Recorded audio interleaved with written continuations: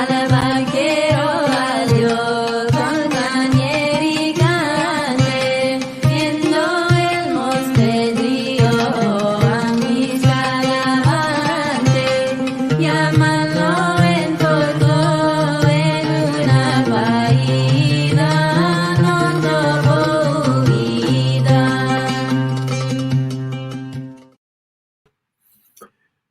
Muy buenas noches a toda la audiencia, muy buenas noches a todos los que se están conectando con nosotros hoy. Estamos en el tercer programa de Raíces, el programa de nuestras raíces, de nuestro legado sefaradí.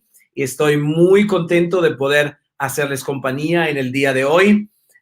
Estamos en el tercer programa y estamos viendo cómo Dios está y cómo se ha movido toda esta historia de la comunidad sefaradí, de los judíos llegando desde España y, como les hemos prometido hoy, también llegando a Latinoamérica.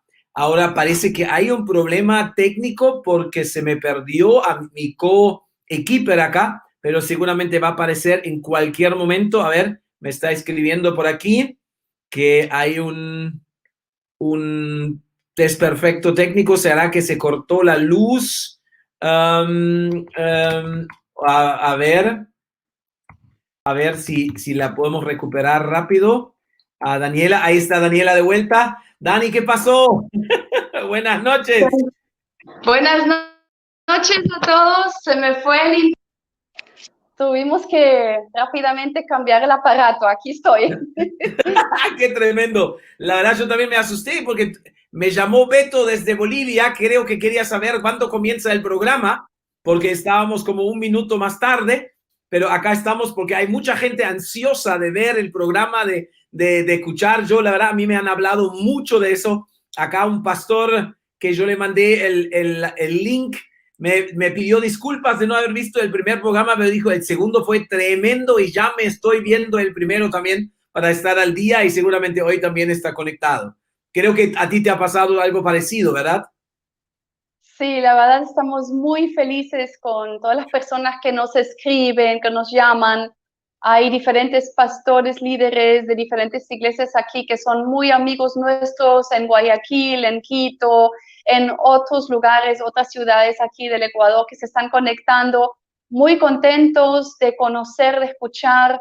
Hay una iglesia en Quito que toda la iglesia estaba viendo el programa, el primero y el segundo, con mucho interés. Estamos muy contentos y la verdad que también muchas personas quizás no se atreven a escribir en el chat en Facebook, pero después nos llaman, nos escriben por WhatsApp, nos hacen preguntas y es muy interesante las reacciones a este programa. Hay diferentes reacciones, algunos están contentos, otros están choqueados, algunos felices, otros temerosos, lo cual a propósito es una reacción muy típica para personas que tienen raíces judías, que tienen raíces sefardíes, y cuando se les confronta con el tema de la Inquisición, muchas veces pueden volver a subir estos temores que por muchos siglos como que los han tenido ahí y que hicieron también que se olvidaron de quiénes son, para no tener que enfrentar otra vez lo que pasó en ese tiempo. Entonces como que se ocultó, se olvidó todo este pasado para no tener que enfrentar, y al tratar el tema se pinchan estas emociones y no es fácil. Y por el otro lado, sabemos que cuando realmente uno enfrenta la verdad, como conocemos, Jesús mismo ha dicho, la verdad los hará libres. Entonces es bueno conocer la verdad y ser libre de muchas cosas, de temores, de cosas, para realmente vivir la herencia que uno tiene a full, y una herencia bendecida. Por el otro lado, también fue muy interesante para mí escuchar cómo algunas personas nos empezaron a preguntar sobre el tema de bendición y maldición, diciendo qué interesante, si aquí en el Ecuador se celebra la quema del año viejo y viene de la costumbre de quemar al judío, y esto como que la gente no lo conoce, no lo sabe, y muchos hicieron y participaron en la quema del judío, prácticamente lo que antes era. ¿Será que esto trae maldición sobre nuestra nación? Y yo creo que por ahí vamos a una buena dirección de entender que el antisemitismo trae maldición. Y al mismo tiempo también gente preguntando, diciendo, si mis antepasados han sido judíos y rompieron el pacto, ¿será que eso también trae maldición? Y ahí vamos a temas muy interesantes ya, y esa es la intención del curso, de ver el tema de bendición y maldición sobre nuestras naciones, que tiene mucho que ver con nuestra relación con Israel.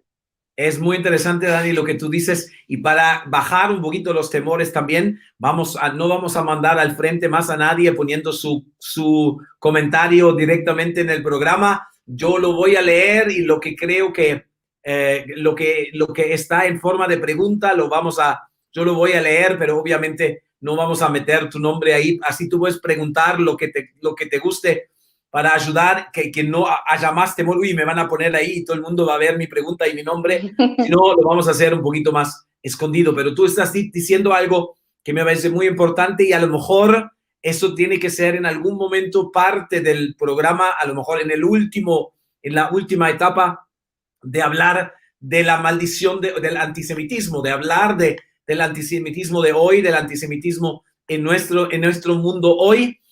Siempre lo estamos rozando, lo estamos tocando de diferentes partes también en el programa, pero a lo mejor ahí nos queda algo pendiente todavía, pero vamos a ver cómo vamos. Pero Dani, tú nos prometiste que hoy nos íbamos a subir a un barco y íbamos a viajar en barco con velas y con todo eso, y vamos a llegar a Latinoamérica, ¿es verdad? Sí, y con un buen viento soplando al oeste, ahí nos vamos a embarcar. Pero yo creo que también hay un pedido muy grande de algunas personas que me dijeron que les cuesta muchísimo, digamos, ubicarse en el mapa mundial, ubicarse en el tiempo. Hay personas que están escuchándonos que están súper interesados en el tema, pero lamentablemente por muchas dificultades del sistema educativo nunca aprendieron, digamos, mucho de lo que es geografía, historia. Entonces, para ellos hemos dicho, vamos a hacer un pequeño repaso solamente en 2 imágenes prácticamente, para volver a ubicarnos dónde estamos, dónde hemos comenzado nuestro viaje. Así que aquí vamos, aquí tenemos una parte del mapa mundial y ustedes ven que ahí hay una flecha que señala empezando prácticamente desde la tierra de Israel. Para ubicarnos un poco, arriba tenemos el continente Europa, hacia abajo está África, y hacia la derecha, donde empieza la flecha, es el Medio Oriente, y el pequeñito círculo del cual sale la flecha es la tierra de Israel, desde la cual los judíos sefardíes, que en ese tiempo eran simplemente judíos o israelitas, se embarcaron hacia la tierra de Sefarat, y Sefarat es la península ibérica, y ahí tenemos el gran círculo a la izquierda, que es la península ibérica, que los judíos ahí, que se asentaron ahí, la llamaron Sefarat, y lo conocemos hoy esta tierra como España y Portugal. Entonces vamos a la siguiente imagen, y ahí vemos una vez más lo que es la península ibérica o la tierra de Sefarat. Y esa es la tierra de la cual hemos estudiado las últimas 2 veces. Hemos estado siempre en esa parte de la tierra. Y arriba les he dejado una pequeña línea de tiempo.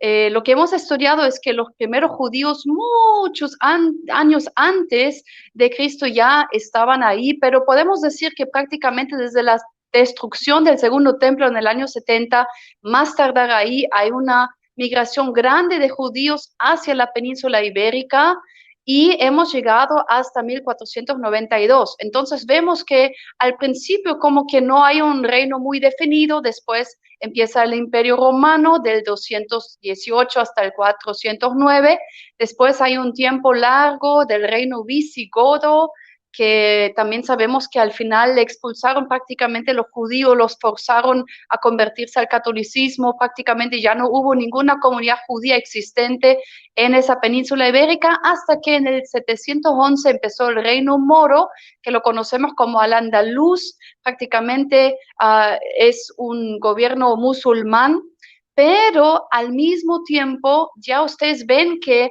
paralelamente a la barra del reino moro de Al-Andalus, después de un tiempo empieza otra barra más abajo que dice reinos católicos españoles. Tenemos que entender que los reinos católicos empezaron a tomar poco a poco otra vez terreno hasta que el reino al-andaluz o el reino de los musulmanes prácticamente se redujo hacia el sur de la península ibérica y cayó finalmente con la conquista de Granada en 1492, que a partir de ahí ya no hay ningún reino musulmán en la península ibérica y empieza totalmente lo que es, digamos, el gobierno español con los reyes Fernando e Isabel. Entonces ustedes ven hacia abajo 3 flechitas, casi al final, 3 líneas hacia abajo que nos indican los años de los estatutos de limpieza de sangre que se establecen en 1449. En el 1479 es el casamiento de los reyes famosos, los reyes católicos Fernando e Isabel, y empieza la Inquisición española, que hoy también vamos a ver hasta cuándo dura, y al final llegamos a un punto del cual la vez pasada ya no hemos hablado y al cual hoy vamos a llegar, y ese es el año 1492, la expulsión de los judíos de España, y también un año donde cierta persona famosa se embarca hacia el oeste, pero eso vamos a llegar en un ratito. Así que aquí tenemos ese resumen. Una pregunta, esa Isabel que está nombrado ahí, ¿no será esa la famosa Isabela la Católica, que muchas calles y avenidas tienen su nombre? No sé si en otros países también, pero acá en el Perú hay unas cuantas avenidas Isabela la Católica. ¿Esa es esa Isabela? Sí, es esa la Isabel, se llama Isabel la Católica. Me acuerdo en La Paz hay una plaza también que se llama Isabel la Católica. La conocemos muy bien, ahí siempre hemos pasado. Es ella a la cual se refiere, sí. Ah, Correcto. ok. Ah, perfecto. Ya hemos aprendido algo hoy, chicos, de los que viven en La Victoria. La avenida Isabel la Católica tiene su nombre de la Isabel, que tiene que ver con la Inquisición española y con el asesinato de mucha gente judía y con la expulsión, de eso vamos a hablar ahora, creo, de los judíos de España. Correcto. Bueno, entonces la semana pasada hemos estudiado mucho sobre lo que es la Inquisición, que persiguió más que todo a judíos que se habían convertido al cristianismo, al catolicismo, y a lo escondido seguían viviendo sus costumbres.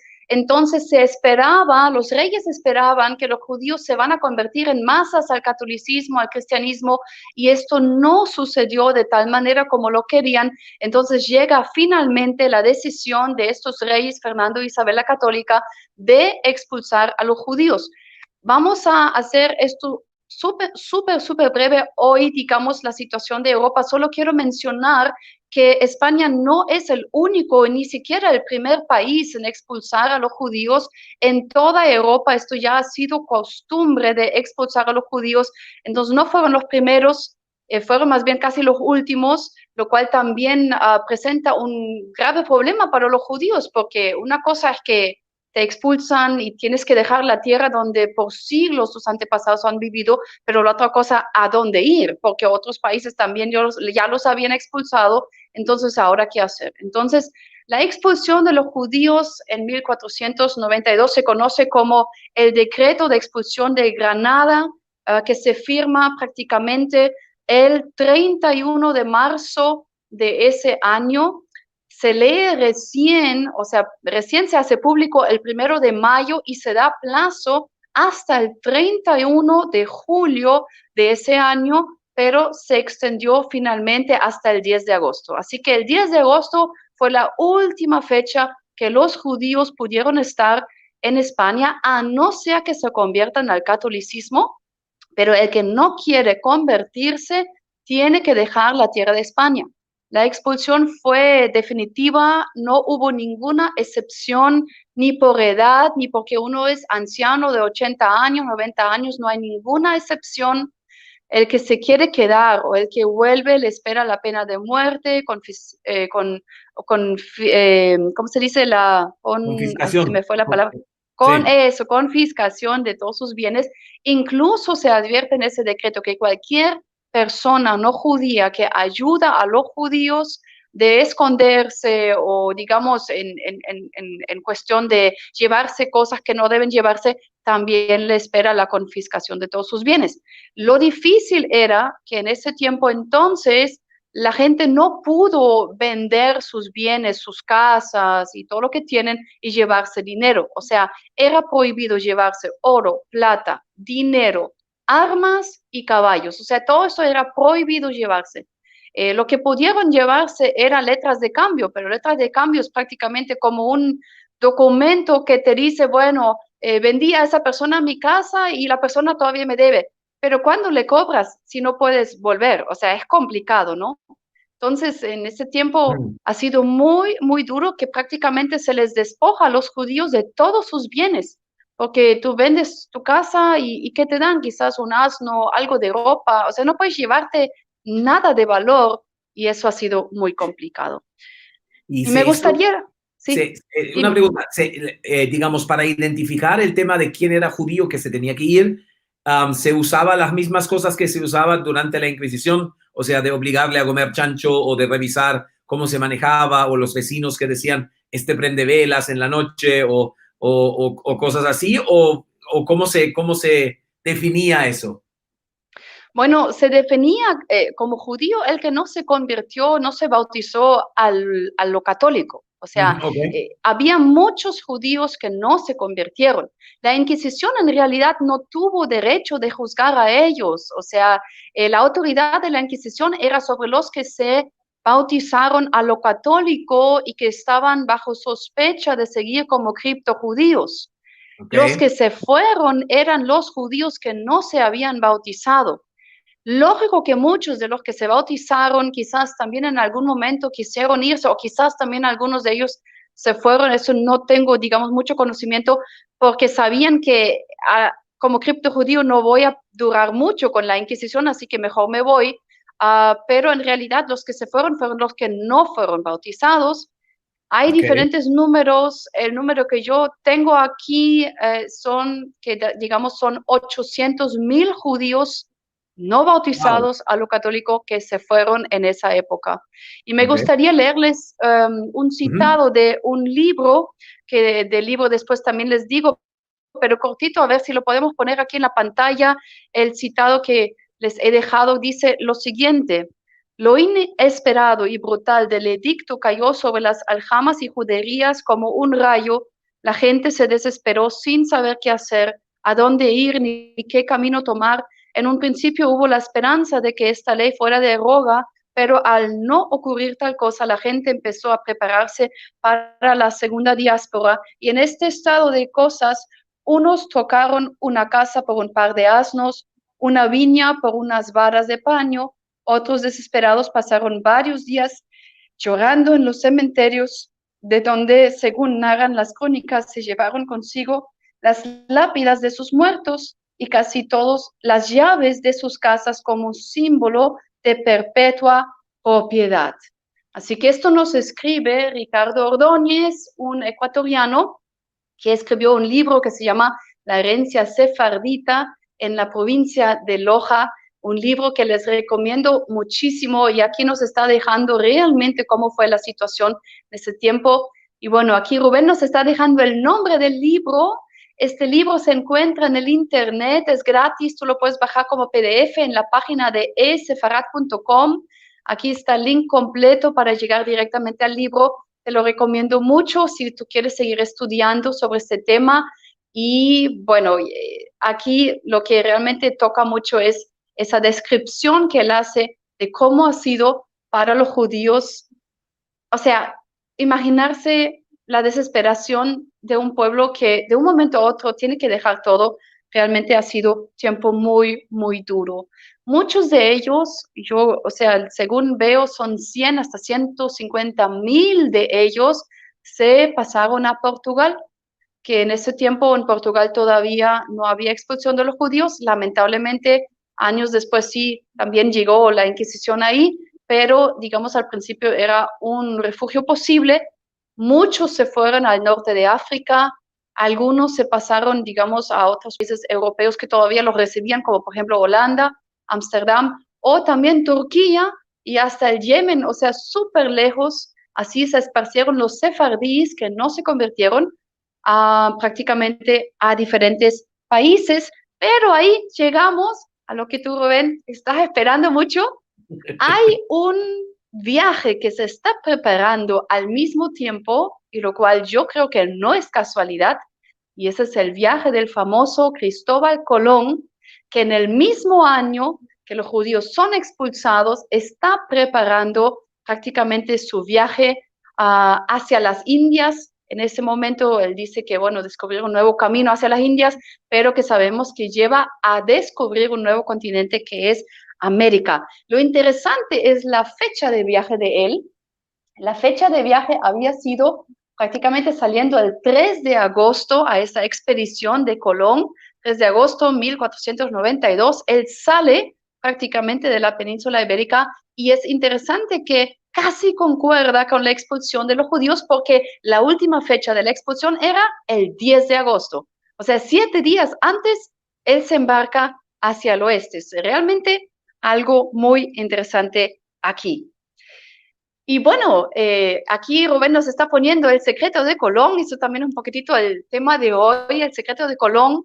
Muchos conocen a Cristóbal Colón como italiano, como genovés, pero esa teoría ya se está dudando, ya hay muchas otras voces que dicen que no ha sido italiano, se supone, algunos suponen que fue portugués, otros dicen que ha sido español, algunos incluso dicen precisamente de Cataluña, o sea, de Barcelona, otros dicen que ha sido valenciano, pero lo que también se escucha mucho, que se supone que él mismo ha sido judío, o por lo menos de familia de judíos conversos que se habían convertido al catolicismo. Sabemos que Colón mismo había hecho un misterio muy grande alrededor de su proveniencia, ¿cómo se dice? Proveniencia, o sea, Yes. de su origen podemos decir cuál es su origen, cuál es su familia, de qué ciudad es. Entonces, es un misterio hasta el día de hoy, es difícil de reconstruir, pero hay ciertas pistas que nos hacen entender que es posible que ha sido judío. Y no sé si está bien que siga, voy a seguir de una, Rubén, ¿qué dices? Para darles Sí, algunas de esas pistas, ¿ok? por favor, dale. Bueno, entonces, yo he juntado algunos hechos interesantes alrededor de él. Hay mucho más, pero solamente una pequeña lista que les quiero dejar. Primero, sí hay un tal Cristóbal Colón en la ciudad de Génova, en Italia, pero según cuentan los datos, los hechos alrededor de la vida de biográficos no concuerdan con Colón, que es el explorador. ¿Ya? Entonces, una cosa que es muy interesante también, que Colón mismo nunca escribió nada en italiano. Si esto ha sido su lengua materna, es raro que no escriba en italiano, y es más, todo lo que él escribe, digamos en castellano, se nota que es lengua materna, o sea, no es una lengua extranjera para él. Otra cosa que llama mucho la atención, se dice que es de una familia muy pobre, posiblemente de tejedores, que su padre ha tenido una tienda de quesos y cosas así, o sea, una familia muy humilde, pero no concuerda con que él ha sido una persona muy culta, muy, digamos, en cuanto a escritura, cómo él escribe, cómo se expresa, una persona que obviamente ha sido educado desde pequeño, es experto en cartografía, astronomía, o sea, esto no, uno no lo aprende ya siendo grande, digamos, la manera como él había sido estudiado. Otra cosa que destaca tremendamente, él ha sido casado en Portugal con una persona noble, según entiendo también de una familia de judíos conversos, y es totalmente imposible en esa época casarse para una persona noble con alguien que no es de familia noble. O sea, no concuerda la historia de que él ha sido de familia pobre casándose con una persona noble cuyo padre es gobernador de una ciudad. O sea, no era posible en este tiempo. O, no, o sea, no es el cuento de hadas que en ese Ajá. caso al revés, que él se casa con la Que se princesa. cumple. No, o sea, Realmente era algo que no era posible. Otra cosa muy interesante, a ver si podemos poner los nombres aquí de las personas que financian el viaje. Muchas veces se supone que los reyes católicos financiaron el viaje, pero lo que en realidad pasó es que hay personas que se expresaron totalmente a favor de este viaje y prestaron prácticamente dinero a la corona o prestaron dinero a Colón prácticamente a través de la corona para que él haga este viaje. Y los que financian el viaje más que todo son dos conversos que trabajan para los reyes, que son muy famosos en la corte, pero son judíos conversos, Luis de Santángel y Gabriel Sánchez. Entonces ellos han sido judíos, pero ya convertidos y están muy, muy detrás de este viaje. Incluso uno de los representantes de la comunidad judía que no se convierte al catolicismo y que incluso en la expulsión de los judíos él mismo se va, que se llama Isaac Abravanel. Hay diferentes maneras de pronunciar su apellido, pero esa es una.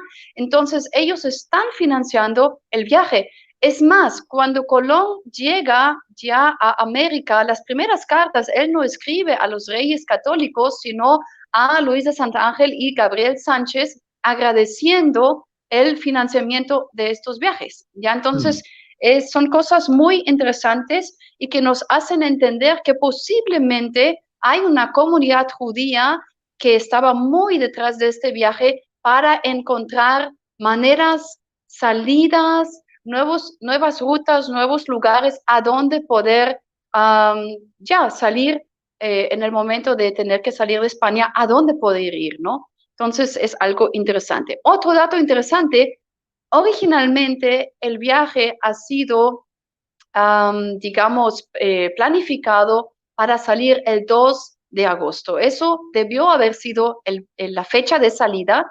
Lo interesante es que el 2 de agosto de ese año cayó una fecha festiva, está mal dicho, una fecha conmemorativa del pueblo judío que es Tisha B'Av, que es el día, prácticamente es un día de luto donde se recuerda la destrucción del primero y del segundo templo en Jerusalén.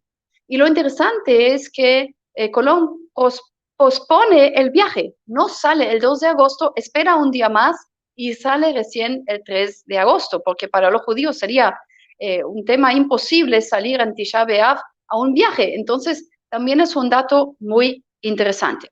Otra cosa que destaca que Colón mismo quiso definir quiénes van a ser los administradores de las nuevas tierras en las Indias, o sea, en América, y asigna a muchos judíos conversos, incluso algunos que son prácticamente criptojudíos, los asigna como administradores de algunas de esas tierras, prácticamente dando a entender que los quiere proteger. Tengo algunas cositas muy interesantes más y tiene que ver con las cartas de Colón.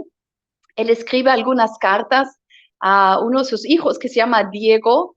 Y interesantemente, en estas cartas se encuentra, en la esquina superior izquierda, se encuentran unos signos que para algunas personas es difícil de entender qué será eso. Está incluso escrito de la derecha a la izquierda, como escribe, digamos, como se escribe en el hebreo, ¿verdad? De derecha a izquierda. Y si uno lo analiza bien, son dos letras del hebreo, que es el Bet y el Hei, y hacen referencia a un escrito, un dicho judío que dice Bezrat Hashem, que significa con la ayuda de Dios.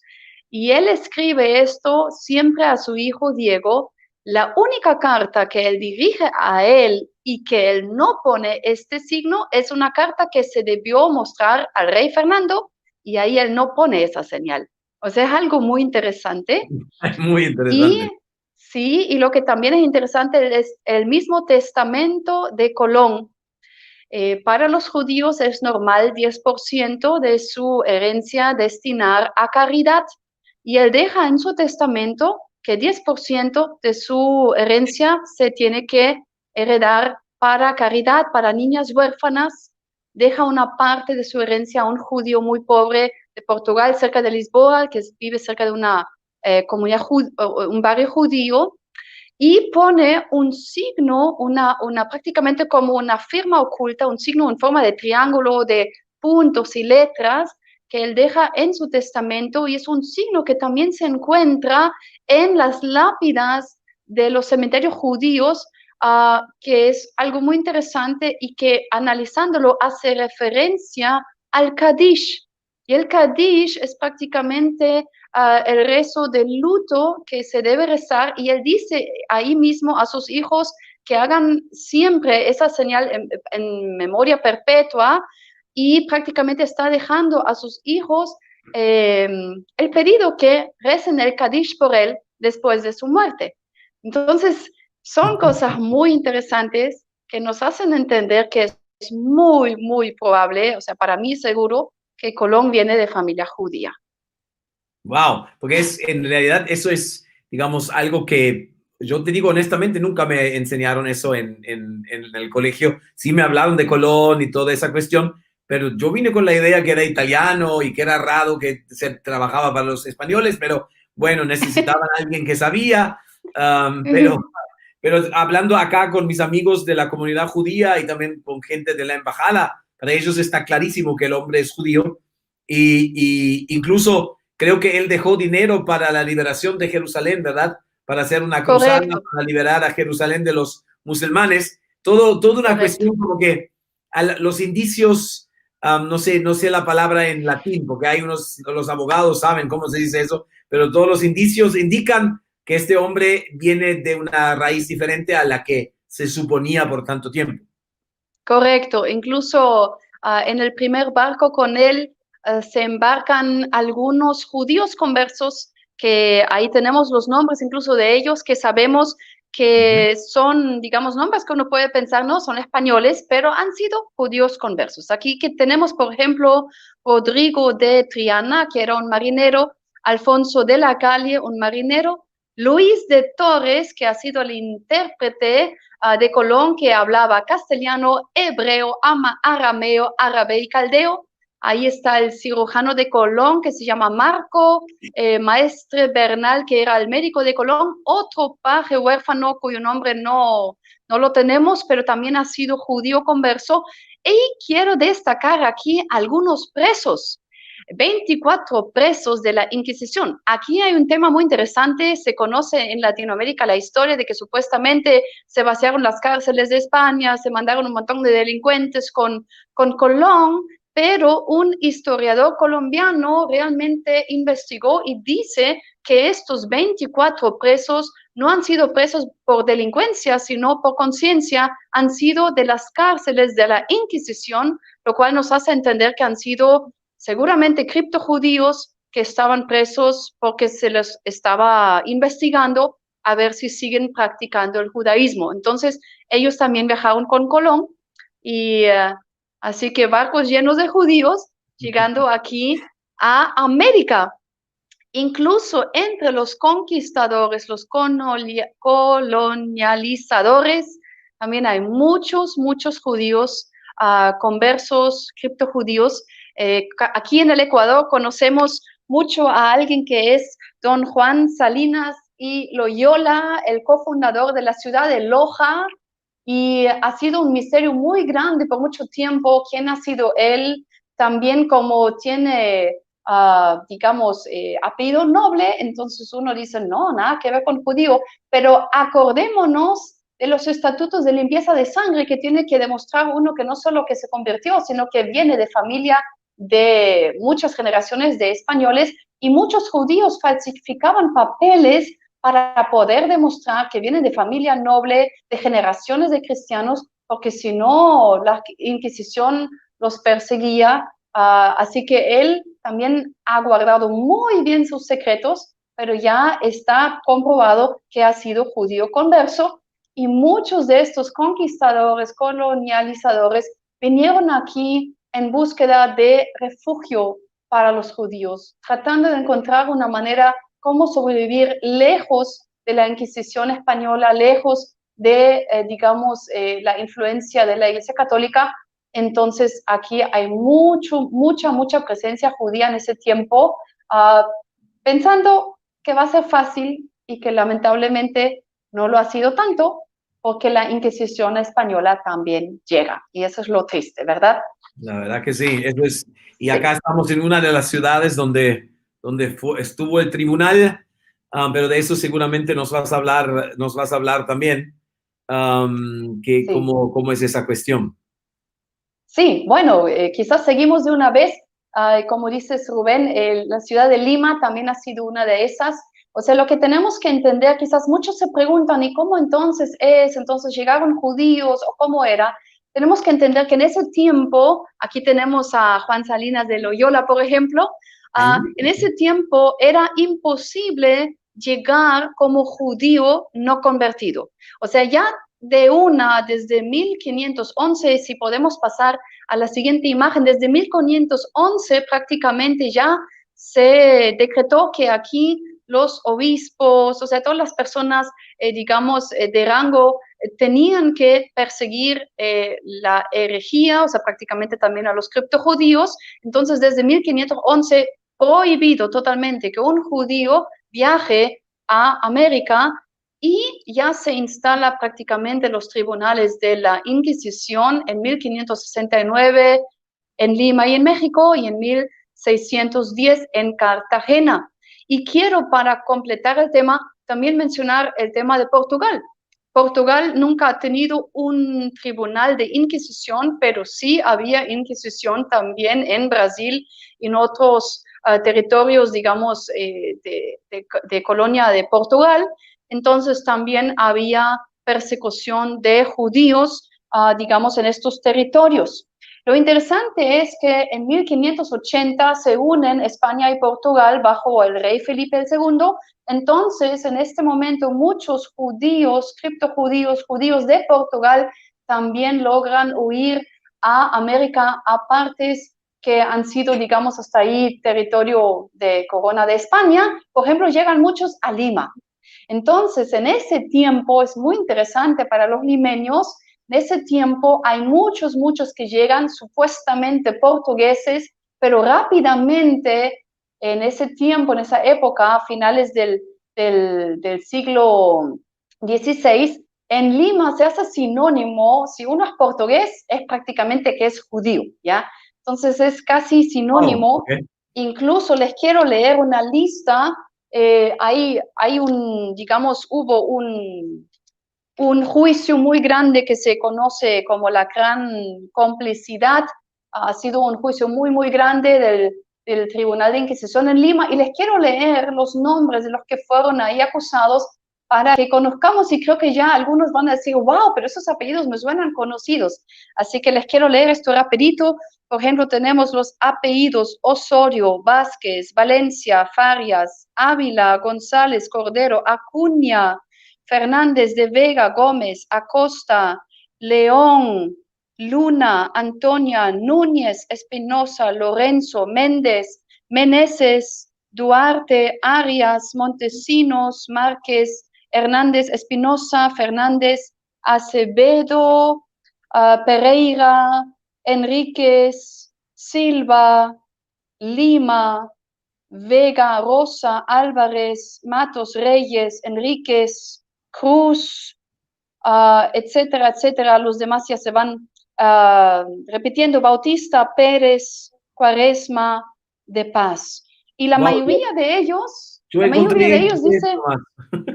ya, y la Solamente mayoría de en ellos lista de nomás origen, 10. la mayoría de ellos aquí dice origen portugués.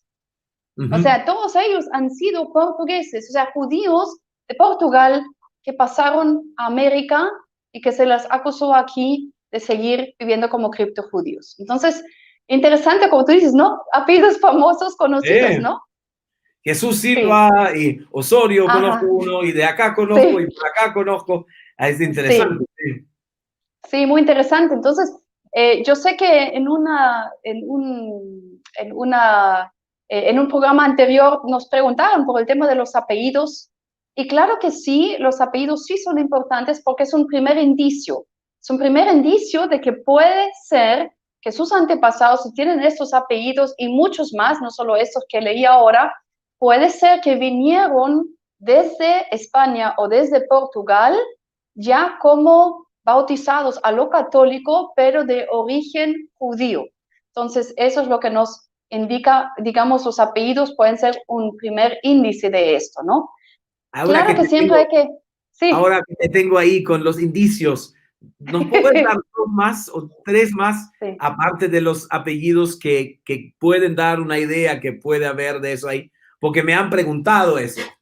Sí, sí, está bien contigo. Me gustaría cortito mencionar qué significaba para estos judíos vivir aquí, porque si Obvio. hablamos de indicios, yo creo que eso es lo interesante. Mucho de esto se ha deformado, perdido, entonces no lo encontramos hoy originalmente como ha sido al principio. Y quizás para mencionar esto, para concluir casi ese tema, digamos, a los judíos que llegaron, como yo dije, mayormente en esa época llegaron bautizados a lo católico, pero encontraron aquí una manera más libre de volver al judaísmo que en España o en Portugal. Entonces, los que quisieron tener, digamos, rango, títulos, éxito en negocios, se quedaron en las ciudades grandes, ocultando a lo máximo su origen judío. Pero los que quisieron volver a vivir como judíos aquí en América se apartaron bastante de las ciudades grandes y se refugiaron lo más lejos en pueblitos pequeños, asentamientos pequeños, muy lejitos en las montañas o en la selva o, digamos, cerca de un río, pero muy alejado, digamos, de las ciudades grandes y pudieron conservar más su origen que otros, pero con la desventaja, que lo cual encontramos hoy en día, que estos pueblos están tan lejos, digamos que no llegó mucho desarrollo, educación y todo eso, entonces se quedaron también muy atrás en este sentido, conservaron costumbres, pero tienen la desventaja de no tener buena educación y poder seguir en negocios y todo eso. Entonces encontramos diferentes maneras de cómo los judíos pudieron vivir. Como dije, algunos más dejando atrás sus costumbres en las ciudades grandes y los que quisieron vivir más como criptojudíos, entonces más lejos de las ciudades.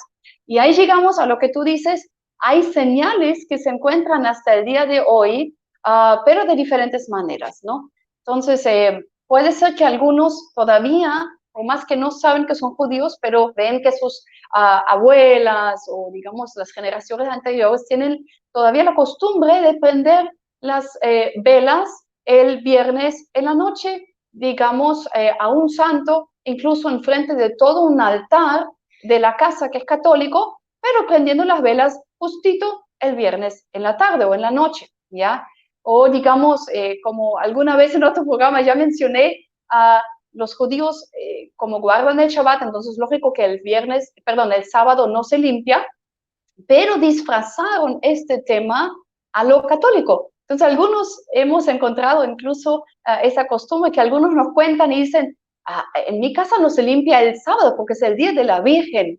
Y suena súper católico, pero en realidad, si uno va indagando, se da cuenta que toda esa historia empezó porque los antepasados judíos decían, bueno, vamos a disfrazarlo un poco porque María, que es en realidad Miriam, es la madre de Jesús, ha sido judía, lógico que no limpia el sábado porque como judía nunca limpiaba el sábado porque es el Shabbat, entonces decían el día de la Virgen y por eso no limpiamos y suena bien católico para que los niños, digamos los hijos pequeños en casa, no metan la pata, digamos, y cuenten a sus vecinos que guardan el Shabbat. Entonces lo disfrazaban de otra manera y lamentablemente para las generaciones futuras se perdió la idea de que eso fue guardar el Shabbat y solo recuerdan que es el día de la Virgen y nada más y se creen muy católicos.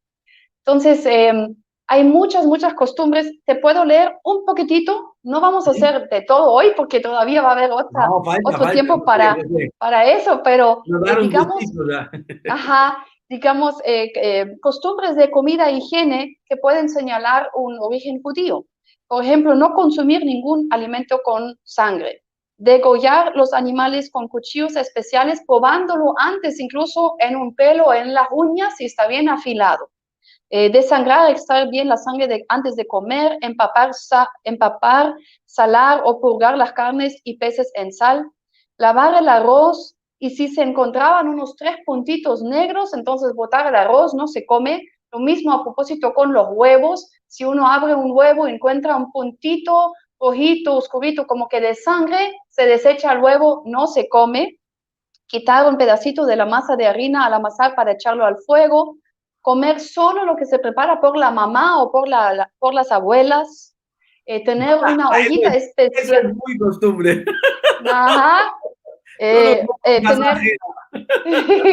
sí, incluso, digamos, la higiene, ¿no? Digamos que sí o sí lavarse las manos antes de comer, o por ejemplo, que no se pone ningún bolso, ninguna mochila, nada se pone en la mesa donde se come, ya ningún bolso, nada, porque es, digamos, el lugar de comida, pero en realidad hace referencia, como para el pueblo judío, la mesa es el altar de la casa, entonces ahí no se puede poner nada sucio. Barrer la casa de afuera hacia adentro, y a muchos no saben por qué hacen esto, porque normalmente la casa se barre de adentro hacia afuera, ¿verdad?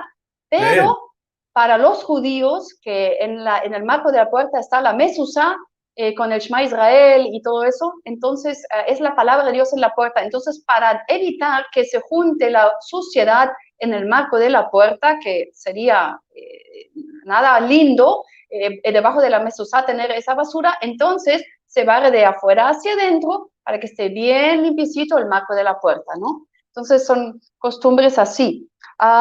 O digamos, tenemos muchas costumbres del luto en realidad muy interesantes, por ejemplo, que al muerto se le lava o se viste de blanco, que se trata de enterrarlo sí o sí dentro de las 24 horas, de las primeras 24 horas, o que la gente, digamos, llegando del cementerio, se lava muy, muy bien, muchos incluso bien hasta ducharse y todo, o sea, uno no llega así nomás del cementerio sin ducharse, que las mujeres embarazadas no van al cementerio, cosas así, o digamos todo lo que es alrededor del nacimiento de un niño, más que todo un niño varón, como sabemos que el pueblo judío circuncida al niño varón al 8º día, entonces esto también como que se iba deformando un poquitito esa costumbre. Algunos sí hacen la circuncisión, hay mucho de eso aquí en el Ecuador, que es costumbre de circuncidar al niño sin saber por qué, o hacer simplemente una fiesta especial. Muchas veces aquí en las familias ecuatorianas se ve al 8º día al padre esconderse en un cuarto a tomar, o se pone a tomar con los vecinos, y uno dice, ¿por qué el 8º día se ponen a tomar, no? Entonces es recordar esa fiesta que el 8º día se circuncida al niño, ¿ya? Entonces, son muchas cosas así, o por ejemplo, en el tiempo de luto, que alguien fallece, se cubren los espejos de la casa con tela, se cubren los espejos, no se deja al muerto solo, los primeros, digamos, hasta el entierro, o los primeros 8 días, que todos están de luto en la casa, encontrándose, hablando, y, o sea, un montón de cosas. Podríamos hacer una lista sin fin aquí, pero creo que hasta aquí llegué, ¿ya? Está muy bien. Está muy, muy bien. La verdad, muy interesante. Yo creo que alguien escribió recién en el Facebook, eso lo hacemos todo aquí. Como que Sí. uno descubre algunas cosas. Yo, honestamente, por ejemplo, eso de las 24 horas, yo pensé que era por el calor, pero digamos, acá en Lima eso no es válido porque acá no hace tanto calor para que se pueda pudrir el cadáver, porque yo estoy acostumbrado, por ejemplo, mi papá falleció y bueno, yo estaba más lejos, eso no era normal, pero sin mayor problema, a los 15 días recién lo enterramos porque yo tardé hasta conseguir boleto para poder viajar, eso era impensable. Sí. O sea, ese es típico, típico judío y bueno, en realidad árabe también, que realmente se entierra dentro de las 24 horas primero, ¿no? Muchos incluso tratando de enterrar en una tierra virgen, digamos, bueno, hay muchas cosas. Yo Hay creo un que montón tenemos de que cosas llegar a ahí, eso sí. en Ya, otro chévere, momento, sí, chévere, sí, chévere. así.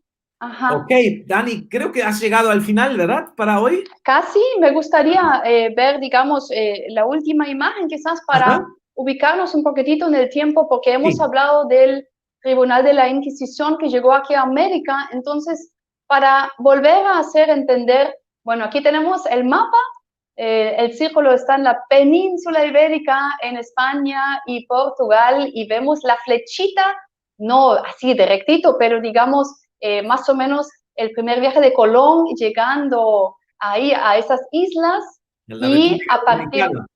correcto, y a partir de ahí prácticamente descubrir América y tenemos la Inquisición, los tribunales de la Inquisición en México, Cartagena, Lima, que han sido responsables de territorios enormes, ¿verdad? A través, digamos, también de otros agentes de Inquisición en todos los lugares que prácticamente tenían que mandar a los presos, a los sospechosos, a los tribunales en estas tres ciudades. Y lo que vemos arriba es una línea de tiempo desde el descubrimiento de América en 1492 hasta el 2020, que estamos hoy, y vemos que la Inquisición entonces duró desde el 511 hasta el 1821, o sea, es muy, muy largo el tiempo.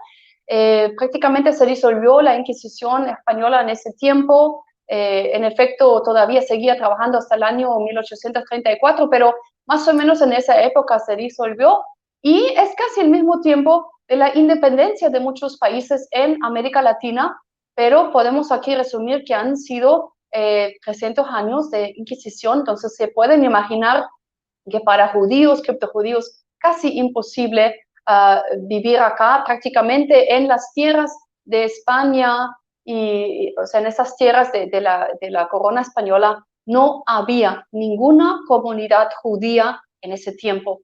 Incluso después, por más que ya no hubo Inquisición, pero la Iglesia Católica, lógico, tuvo mucha influencia en cuanto a educación, toda la sociedad, o sea, prácticamente era imposible existir en América Latina sino siendo católico. Así que no hubo comunidades judías y solo nos quedaron prácticamente las memorias dentro de las costumbres familiares. Wow, tremendo. 300 años de Inquisición, 300 años de tener que esconderse. De ahí también se entiende que hay una cantidad tan grande que ha perdido sus raíces, porque 300 años, digamos, en ese tiempo, no sé, una generación, 50 años o 60 años, no sé, Más pero o menos, sí. entre 5 o 6 generaciones que ya no, llega un momento donde uno se olvida de dónde viene, llega un momento donde uno ha sacado cosas, pero igualmente todavía hay un montón de cosas que están presentes aquí, no solamente los apellidos, no solamente algunas cosas que tú mencionaste, sino muchos más. Y yo creo que Sí.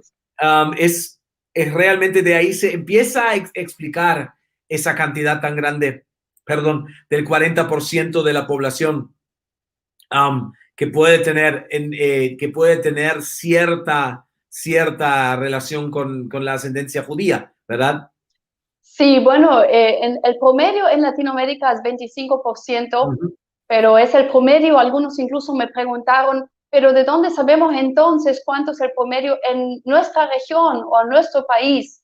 En realidad no hay datos sobre esto todavía. Quién sabe, quizás se va a investigar más, Sí. pero se nota que hay regiones donde hay más, hay regiones donde hay menos, pero el promedio es 25%, lo cual es bastante alto. Y yo creo que hay regiones en Latinoamérica, provincias o ciudades que hay mínimo hasta 60, 70% fácilmente. Aquí en el Ecuador hay lugares así.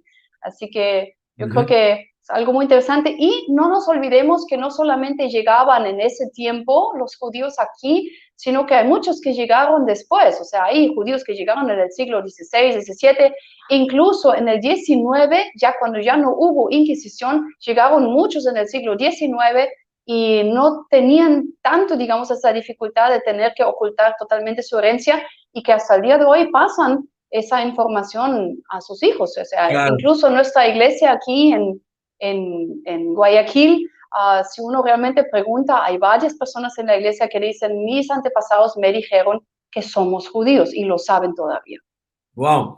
Ya yo de Ecuador, yo también lo escuché acá, uno de los embajadores de Israel que estuvo aquí, ellos hicieron un seminario sobre este tema, mencionando especialmente la provincia de Loja en Ecuador, y explicaron que por el tema de la Inquisición, o sea, el centro de la Inquisición acá en Lima, muchos que vivían aquí, cuando eso se puso cada día peor, se fugaron o se mudaron a Ecuador, digamos, era lo más cercano donde podían llegar, y parece ser que muchos de ellos se fueron a Loja y a otras provincias en Ecuador también.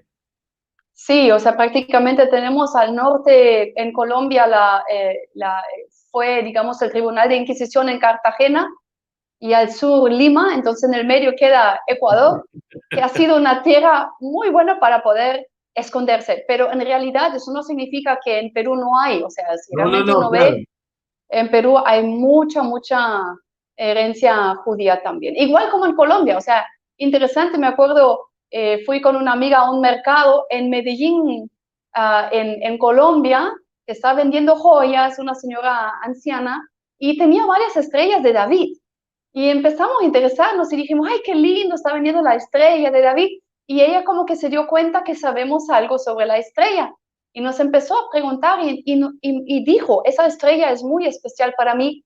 Y dijo que empezamos a hablar y entonces empieza a contar que tiene una estrella que es una herencia familiar y que su mamá le había dicho siempre que debe pasar a la hija, si bien recuerdo, a la hija menor. O sea, a la hija menor se pasa esta estrella de generación en generación. Pero dijo que ahora no sabe qué hacer porque tiene una hija mayor y un hijo menor y no sabe a quién darle la estrella. Entonces le pudimos explicar y decir que para el pueblo judío muchas veces, digamos, se pasa la herencia judía a través de la línea de la madre y seguramente sus antepasados, sabiendo eso, dejaron ese legado a las hijas, diciendo siempre pásalo a la hija menor para que más tiempo se quede en la familia. Entonces le dijimos, le recomendamos dárselo a la hija. Y está muy agradecida, diciendo qué bien, ahora sí sé a quién dársela, ¿no? Qué Y así chévere. uno se encuentra con historias en toda Latinoamérica, muy interesante. Muy chévere. Dani, ya estamos 56 minutos de vuelta. Ya hoy Juan de Montreal me dijo, tú siempre estás con la hora, pero Ajá. contigo no estoy tan con la hora porque habíamos dicho 20 minutos, pero estamos súper chévere. Danos una pequeña pizca de lo que nos espera el próximo jueves. Bueno, en realidad, yo creo que ese tiempo de Inquisición, como hemos dicho, ha hecho algo con el pueblo judío y como ya hemos mencionado ahora, llegó a mucho silencio. Eso marcó la cultura aquí en Latinoamérica, marcó la manera como relacionarse entre familiares y queremos hablar un poquitito sobre ese pueblo perdido, lo cual en hebreo se llama Anusim, o sea, digamos, esa herencia que casi se ha perdido, pero que sabemos que para Dios no está olvidado ni perdido y queremos volver a sacarlo un poco más. Entonces queremos hablar cómo poder romper ese silencio, cómo llegar realmente a descubrir si uno tiene o no tiene esa herencia y queremos ir un poquitito más a fondo con ese tema. Muchísimas gracias, Dani. La verdad, tremendo como siempre. Hoy no tengo preguntas, sino solamente, wow, eso me pasa también. Muy interesante. Quiero decirles a todos que están siguiéndonos por los Facebook, pusimos el link del libro que Daniela ha presentado sobre la herencia sefaradita en la provincia de Loja. Está en el chat para que lo puedan encontrar ahí. Se pueden bajar, es gratis. Es muy pequeño, solo es 1,8, solo 2 megabytes, no es muy grande. Lo pueden bajar ahí en su celular para poder leerlo. Si no, comuníquense con nosotros, nosotros se lo mandamos, no hay drama tampoco, pero ahí lo tienen en la lista. Muchísimas gracias, Dani, eso fue tremendo de Con vuelta. gusto. Yo sé que eso te cuesta trabajo, pero también disfrutas de hacer estas cosas y la verdad hemos pasado de vuelta una noche inolvidable. Muchísimas gracias. Ha sido un gusto grande y muchos saludos a todos los que nos están viendo. No duden en escribirnos, comuníquense, llámenos, escríbanos, mándenos sus preguntas. Estamos ahí por ustedes con mucho gusto. Y recuerden que queremos en algún momento llegar a tener un seminario, así que si te interesa, avísanos ya. Vamos armando ya poco a poco para tener un seminario pronto. Así que saludos a todos y chao, hasta la próxima. Gracias, Dani. Chao, chao. La verdad, tremendo lo que hicimos, lo que Dani mencionó recién. Vamos a tener la posibilidad de tener un seminario donde vamos, no sé cómo se dice eso en español, en alemán se dice, vamos ans Eingemachte, vamos a las cosas más profundas, más personales también, donde a lo mejor tú tienes que hacer algo con lo que estás descubriendo. No solamente, ok, puede haber, sino a lo mejor tú tienes que tratarlo, ver qué hago con lo que estoy descubriendo. Pero eso obviamente no se presta para un programa de internet o un programa de Facebook. Así que si tú estás interesado, ya empieza a marcarnos, empieza a avisarnos Estamos armando todavía de qué manera, de qué forma lo vamos a hacer. Obviamente va a ser online, está claro, para que la mayor parte de la gente pueda participar, pero seguramente va a ser un tiempo súper tremendo y súper especial también para ti. Eso ha sido todo por hoy. Llegamos a la hora del programa. Muy bien, perfecto. Y nos vamos y nos vemos el próximo jueves a las 7 de la noche, cuando de vuelta hablamos de descubriendo las raíces sefardí en Latinoamérica. Raíces.